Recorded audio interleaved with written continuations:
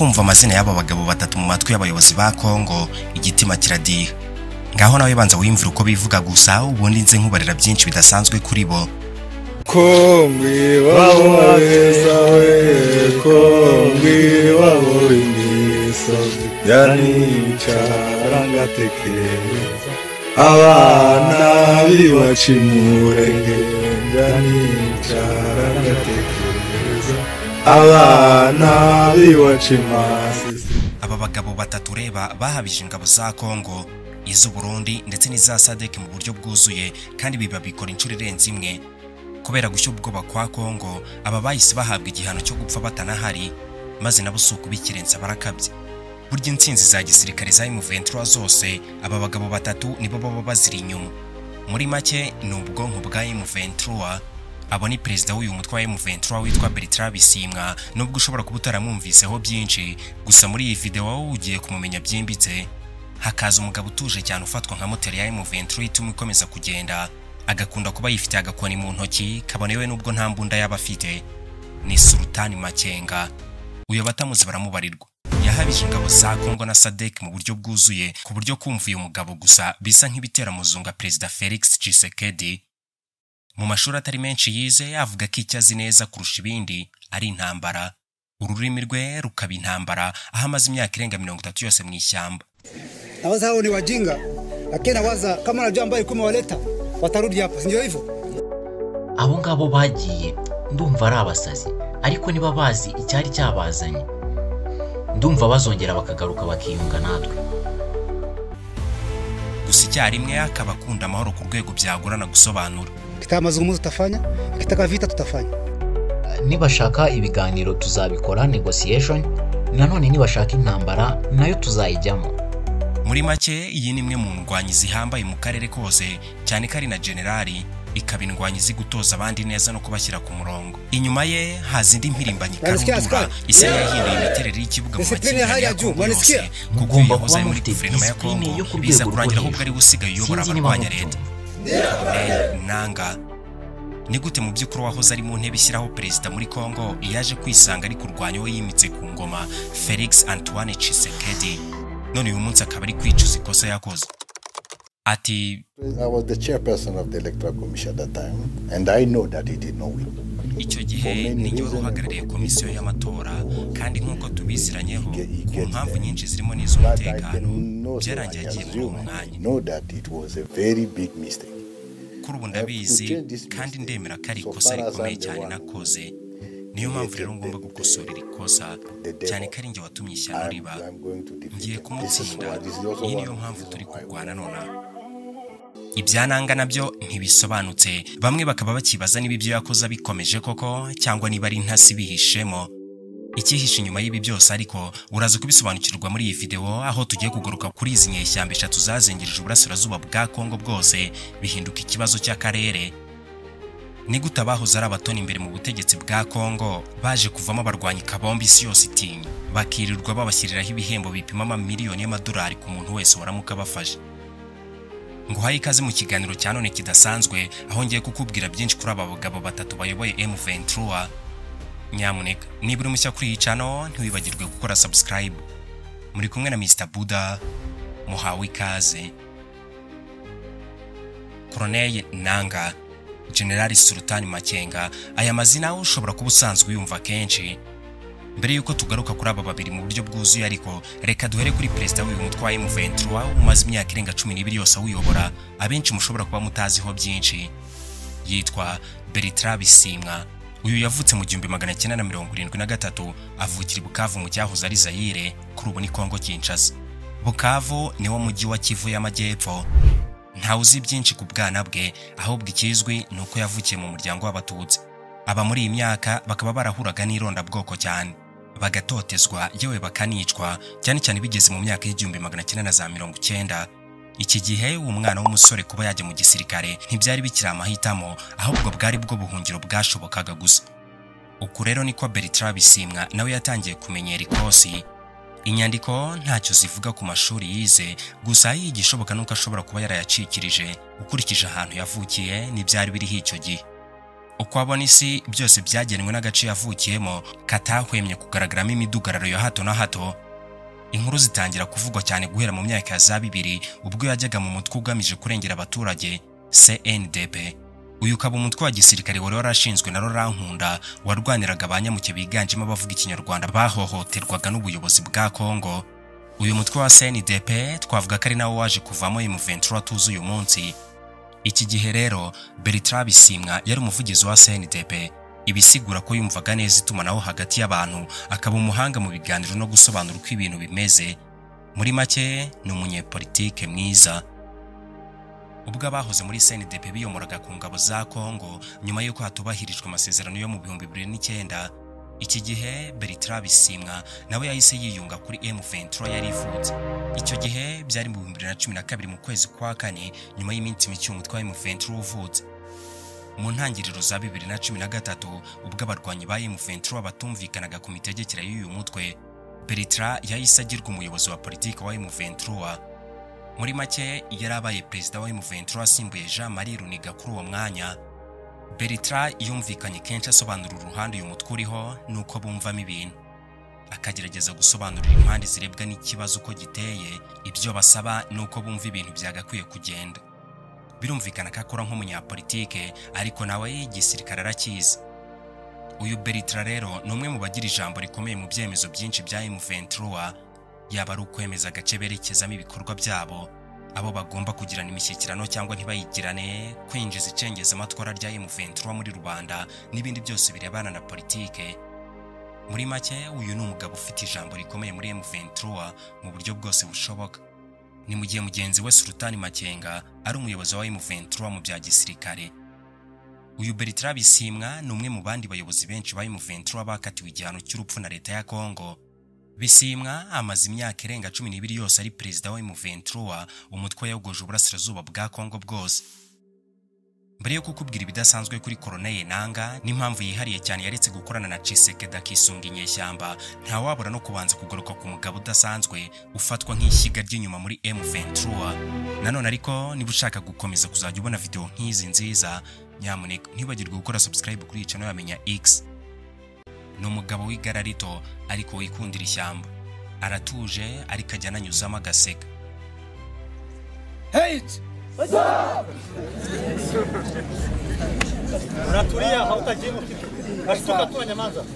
Chora kwisubiraho. Chora kwisubiraho mugakomeza amafunzo. Ngo yahaye ikosi ku rugamba uramwibwira kuko abakorana discipline idasanzwe ibigaragarira mu mitoreze ye. Ushaka ruswa. Ntabwo dushaka ibintu byo kugenda mukajya mu bintu byo kurya ruswa. Umuntu tuzahura nawe mu muhanda arimo arafata ku ngufu, arimo ariba abaturage abahohotera, tuzamurasa. Murimo murabyumva namwe basirikare, tuzamurasa, tuzabashira muri stade tubarase. Nkaha yari ari kubwira abatozwa kwirinda kutarangwa n'ingeso mbi nk'ubujura, gufata ku ngufu, ruswa n'ibindi. Ni generali akaba amaze gufata umujyi wa Goma bugira kabiri mu 2012 no mu 2025. Ni imwe mu ndwanyi zikomeye muri aka karere k'ibiyaga bigari, cyane ko nawe yivugira ko akunda kurwana cyane. Kitamazungumzo tutafanya, kitaka vita tutafanya. Nibashaka ibiganiro tuzabikora, nanone nibashaka intambara nayo tuzayijyamo. Akaba ari byo yize neza kandi azi gukora neza. Intambara ngo nirwo rurimo avuga. General Sultani Makenga azwiho ubuhanga budasanzwe mu gutegura intambara za kinyeshyamba zizwi nk'udutero shuma, akamenya gushyira ku murongo amatsinda mato y'ingabo no kuyayobora mu kugaba ibitero, aho ibi byo ngashobora no kuba yabikora ari mu nzozi. Ibutaza kugira ngo nugukabya, ahubwo byose bifite isoko. Mu ngabo za APR zabohoje u Rwanda niho Sultani yaherewe ikosi rya gisirikare. Mbere yuko tugera kuri ariko aho tuze no kubona impamvu ituma uyu mugabo aguma mu ishyamba, ubundi uyu Sultani ni muntu ki? Nkuko n'izina rye ribisobanura, Sultani Emmanuel Makenga yabonye izuba kuri Noheli mu 1973, avukira mu muryango w'abakongomani bavuga ikinyarwanda. Yavukiye Masisi, nubwo igice kinini cy'ubwana bwe yakimaze muri teritwari ya Rucuru, aha hose ni muri Kivu ya ruguru mu gihugu cya Kongo, aho yanahigiye amashuri abanza. Igihe cy'ubwana bwe ntiyagitinzemo cyane kuko mu 1990 ubwo yari afite imyaka 17 gusa yiyeguriye y'ishyamba atangira ubuzima bushya. ni ubuzima butarangwamo imikino na mike, burya ishyamba ribara uwariraye, wa mugani w'Abanyarwanda. Iki gihe Sultani yumvise amakuru yuko hari itsinda rishaka kubohora Abanyarwanda bahungiye hanze, maze nawe abiyungaho gutyo, cyane ko nawe yavugaga Ikinyarwanda nkabo. Iki gihe yahise yitabira ikosi ry'amezi 6 yahawe n'ingabo zahoze ari za APR, kuri ubu ni RDF, aho yakomoye bumwe mu buhanga yihariyeho mu mirwanire kugeza amagingo ya ku rugamba. Muri iki gihe Makenga yagaragaje ubuhanga budasanzwe bwo gutega umwanzi agaca, nk'uko bagenzi be bari kumwe mu kibuga cy'intambara babihamya. Mu mirwano ikaze cyane mu ngabo z'u Rwanda, ubwitange bwe bwashimangiwe n'ipeti rya Serge yahakuye, ikimenyetso cy'urugendo rwe rukomeye mu rugamba rwo kubohora igihugu cy'u Rwanda. Nk'uko byumvikana, Makenga yahereye kera ari impirimbanyi y'uburenganzira bwe, yewe na n'uyu munsi akivuga ko aharanira. Nawaza mimi kama Makenga sipiganie shida zangu binafsi, napigania shida za Kongomani. Ndatekereza ngiye Jenerali Makenga ntago ndwanira ibibazo byanjye ku giti cyanjye, ndarwanira ibibazo by'abaturage ba Kongo.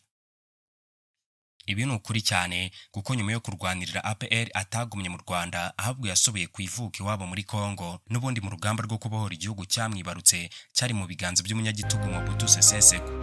Nyuma yaho mu 1998 nanone mu ntambara yiswe ya kabiri ya Kongo, Sultani Makenga yayirwanyemo, aho byaje no kurangira Kabila arashwe n'uwamurindaga, agasimburwa n'umuhungu we Joseph Kabila.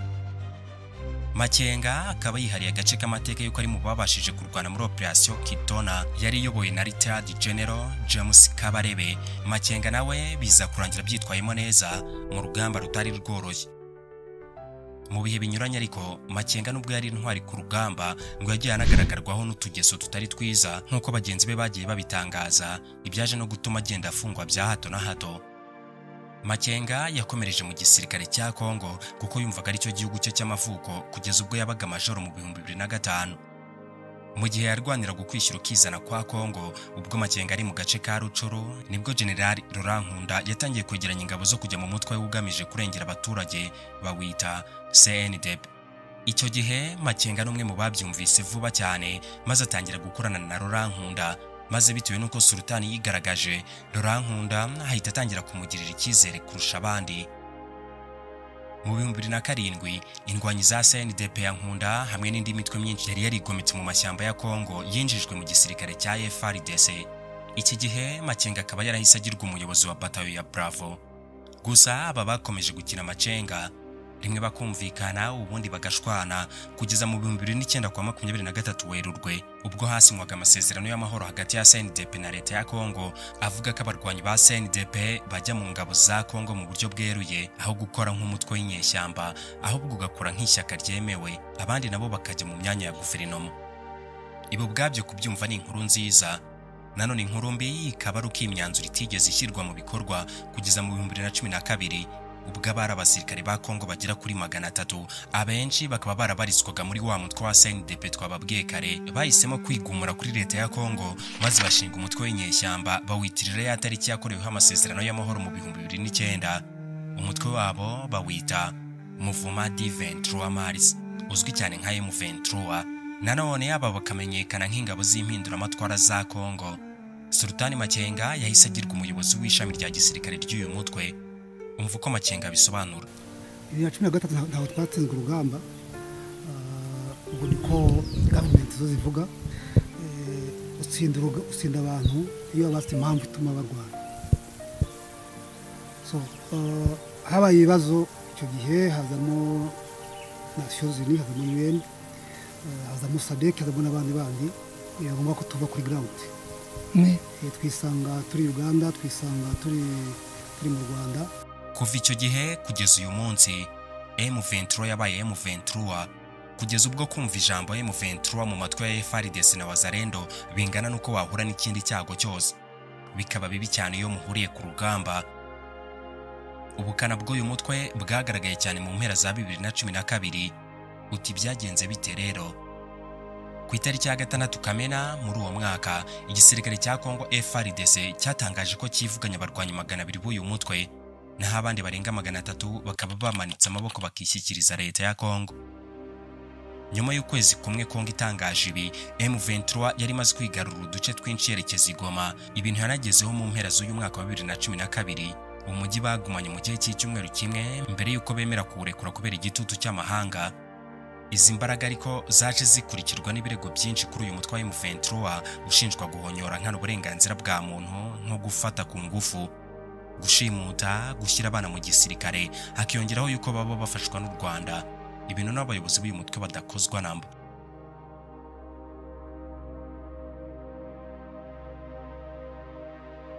Yewe na Perezida Kagame ibi abihakana yivuye inyuma cyane. So you don't receive any assistance from Rwanda? I don't see the military assistance from Rwanda. They have over time repatriated some of their land and their families back to Rwanda. It's on record, it's recorded. The rest, I don't know. FARDC n'umuryango w'abibumbye babona urwaho rwo kubagabaho ibitero basenya umutwe burundu. Igice kimwe cyari kiyobowe na Sultani Makenga gihungira muri Uganda, ikindi cya Bosco Ntaganda gihungira mu Rwanda. Aho uyu Ntaganda byaje no kurangira yishyize mu maboko ya ambasade ya Leta Zunze Ubumwe za Amerika mu Rwanda ku bushake, ubundi ashyikirizwa urukiko mpanabyaha mpuzamahanga akanirwa urumukwiye. Mu kiganiro Makenga yagiranye na Mutesi Scovia yahishuye ko mu 2012 bategeze batsindwa na busa, ahubwo bahisemo guhunga kubera igitutu cy'amahanga. Sultani Makenga ntiyegeze atsindwa urugamba. 2013 ntaho twatsinzwe urugamba, ubwo niko government zo zivuga. Utsinda abantu iyo abafite impamvu ituma barwana. So habaye ibibazo icyo gihe, hazamo Nations Unies, hazamo UN, hazamo SADC, hazamo n'abandi bandi, ngombwa ko tuva kuri ground. Twisanga turi Uganda, twisanga turi mu Rwanda kuri bamwe. Iki gihe byasaga nk'aho inkuru ya M23 yishyizweho akadomo, kandi binini nako byari biri kuko aba barwanyi bamaze igihe badakoma, ndetse hakwira ibihuhwa by'uko Sultani Makenga yarashweho amasasu menshi akitaba Imana ubwo bageragezaga kugaruka muri Kongo mu 2016. M23 yahungiye mu Rwanda na Uganda mu cyizere cy'uko ibibazo byabo na leta ya Kongo byari bukemuke ku neza, ariko birananirana. Niko guhitamo kugaruka ku butaka bw'ivuka iwabo muri Kongo, bemeza badashidikanya ko hari iwabo. Bagarutse mu ntangiriro z'umwaka wa 2017. Mbere yaho gato mu 2016 ariko byarahwihwiswaga ko uyu Sultani Makenga yaba yarahitanywe n'urupfu rw'amasasu ubwo bageragezaga kwinjira muri Kongo. Gusa ibi byose byari ibinyoma. Aba baje bahitira mu bice bya Bunagana, Rucuru, bakomeza no kwigarura utundi duce. Biza gukomera cyane guhera mu 2022 kugeza mu 2025 ubwo uyu mutwari waramaze kwigarurira imijyi ikomeye cyane irimo Goma na Bukavu. Iyi kaba imijyi ituwe na miliyoni zirenga 3 z'abaturage. Abayobozi b'uyu mutwe bakavuga ko bagomba gukomeza kurwana kugera Kinshasa mu gihe icyo barwanira batarakigeraho. Turaza kubibona. Nizihe mpamvu mu by'ukuri zituma uyu mutwe ukomeza kurwana bene aka kageni kugeza n'aho amakimbirane aremera hafi kuba y'akarere kose? Sultani Makenga avuga ko hari impamvu 3 z'ingenzi zituma bakomeza kurwana. Iya mbere ngo nuko kuva mu 1996 bashatse gucinsura burundu umutwe wasize uhekuye u Rwanda wa FDLR, kandi na n'uyu munsi ukaba ukibarizwa muri Kongo. Impamvu ya kabiri ngo nukugarura abanyarwanda bari birukanywe mu gihugu nyuma ya jenoside yakorewe abatutsi mu 1994. Impamvu ya gatatu ituma barwana ngo nugukuraho ubutegetsi bubi muri Kongo buvangura bukarangwa na ruswa n'ibindi bikorwa bidakwiye. Izo mpamvu zikoresha rero zizigeze zigira iki zikemuka. Niyo munsi niyo munsi tukirwana. Biri bacu ntibigeze bataha, ntaramwe tuvuga ziracyarahanga n'ubundi ziyoboye n'ahangaha. Ubutegetsi bubi tuvuze mu ubutegetsi bubi n'ubundi buracyahari. Muri icyo gihe cyose ngo M23 na Sultani Makenga bari bakiri kwirwanaho gusa. Turirwanaho, ariko mu kwirwanaho ubwo nuvuga ngo uvanaho cyake n'igituma ukunda kwirwanaho. Nuvuga ngo niba baduteye twirwana kugeza ubwo babonye izindi mbaraga.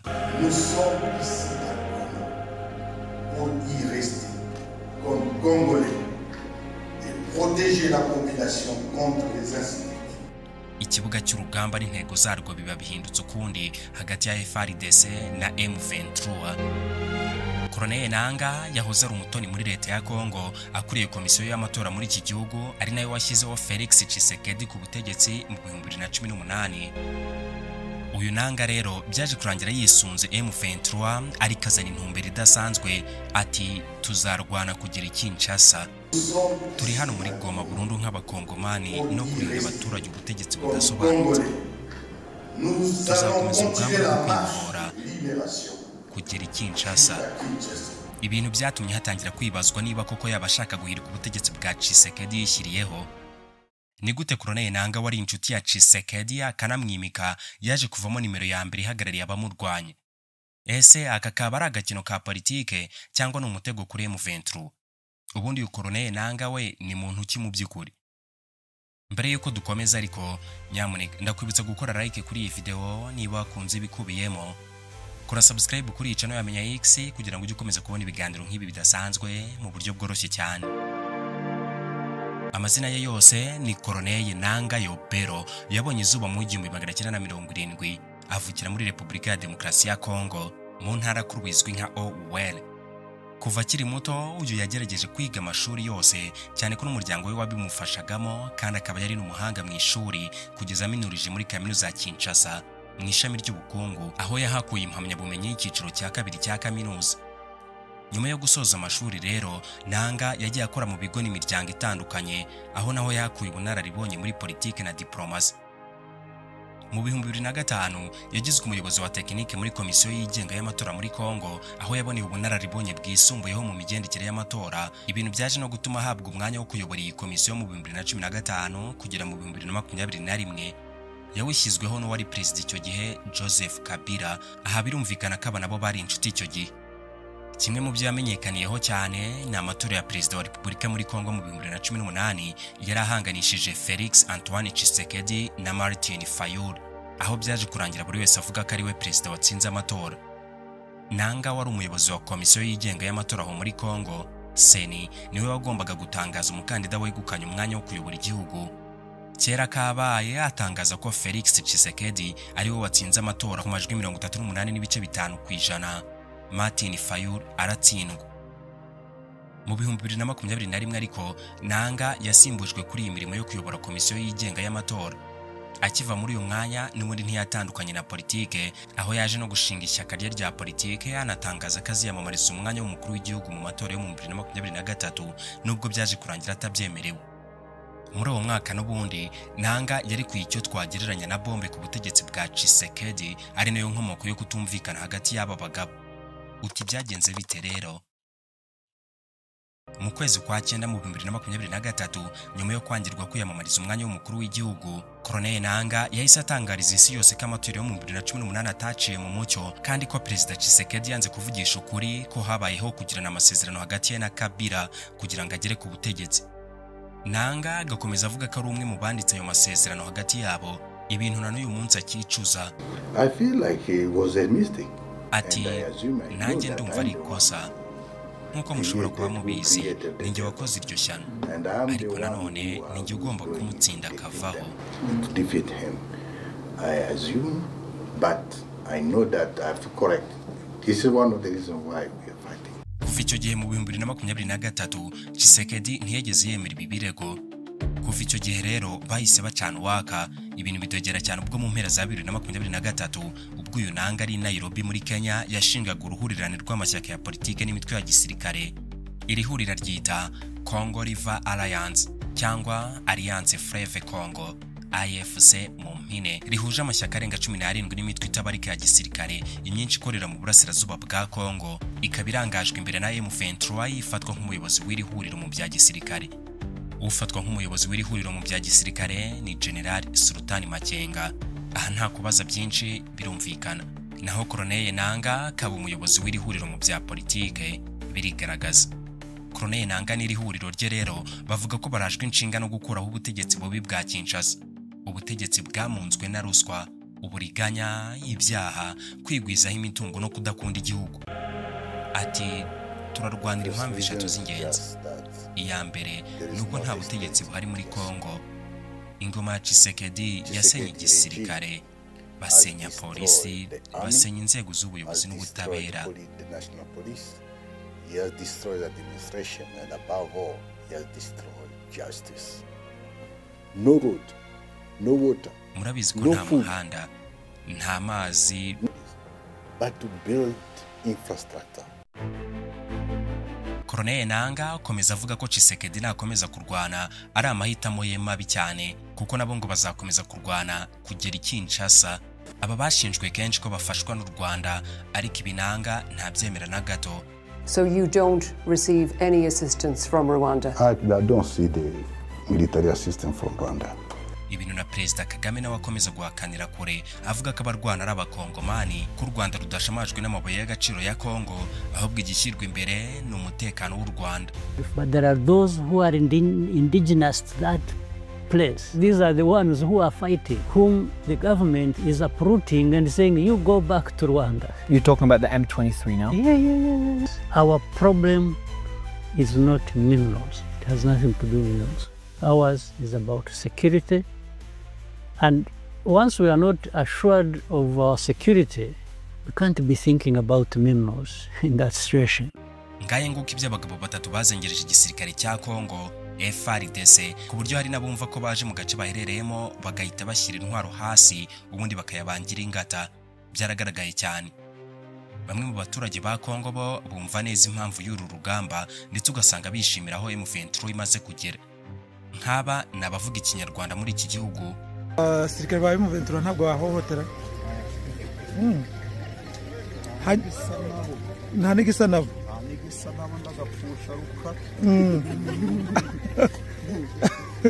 Mbwira ndashaka kumbwira itandukaniro. Nyine ubu turakora, yego, tukaryama tugasinzira, yego, ugahinga ukeza, uhabya imisoro, yego, ariko mbere twajaga dukora ugasanga ngo nimba wejeje igice cy'umufuka ugasanga ngo mbaka ngo mubigabanye, atari dagapfusha rukara.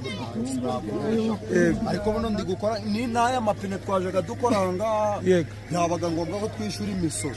Ubwo ngoranga ipine rimwe ku munsi cyangwa abiri, ariko ugasanga nimba ngorenga 2000 cyangwa 3000 mpaka tuyagabanya, ariko bo nibyo ndabye dagapfusha rukara. Nyamuneka niba uri mushya ntiwibagirwe gukora subscribe kuri iyi channel ya Menya X. Ushaka gukomeza gusobanukirwa wareba iyi video iri kuri screen yawe nona. Njyewe nitwa Mr Buddha. Nizere ko tugiye guhurira mu yindi video ikurikiyeho nayo ni nziza ndabizi kuyikunda. Duhurireyo.